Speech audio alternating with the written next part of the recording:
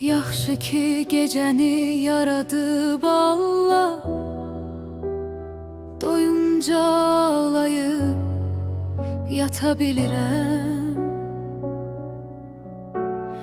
Gündüzlər gülsə də gözlərim mənim, gecələr ağlayıb yata bilirəm.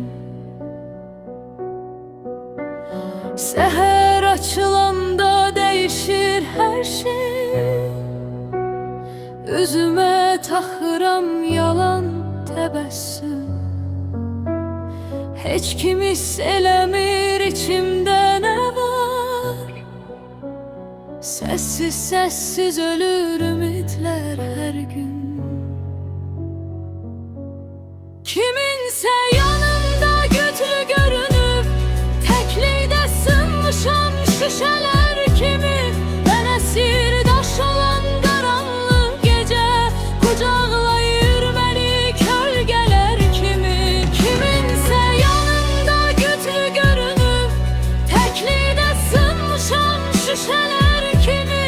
Mənə sirdaş olan qaranlıq gecə qucaqlayır məni kölgələr kimi. Yaxşı ki gecəni yaradıb Allah, qəlbimi boşaldı, rahat oluram. İnsanlar anlamaz çəkdiyim dərdi,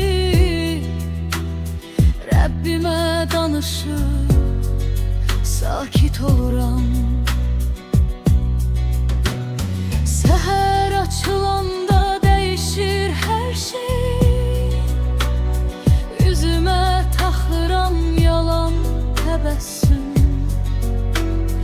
Heç kim hiss eləmir içimdə nə var, səssiz ölür